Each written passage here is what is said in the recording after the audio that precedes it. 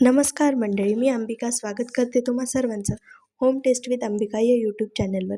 तर मंडळी, तुम्ही जर रोज रोज भात खाऊन कंटाळले असाल तर ही टेस्टी अंडा राईसची रेसिपी खास तुमच्यासाठी.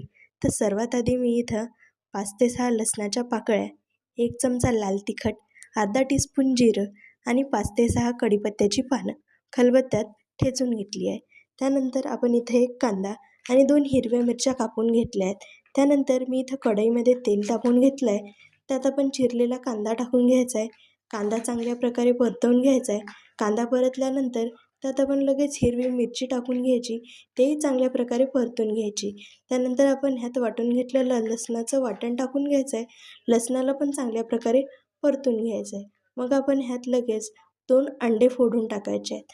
अंडे फोडून टाकल्याच्यानंतर त्याला पण आपल्या मसाल्यासोबत चांगल्या प्रकारे मिक्स करून घ्यायचं आहे आणि मग त्यात चवीपुरतं मीठ, लाल तिखट आणि हळद टाकून घ्यायची आहे आपल्याला. त्याला पण चांगल्या प्रकारे मिक्स करून घेणार आहोत आपण. त्यानंतर इथं मी राईस ॲड करणार आहे.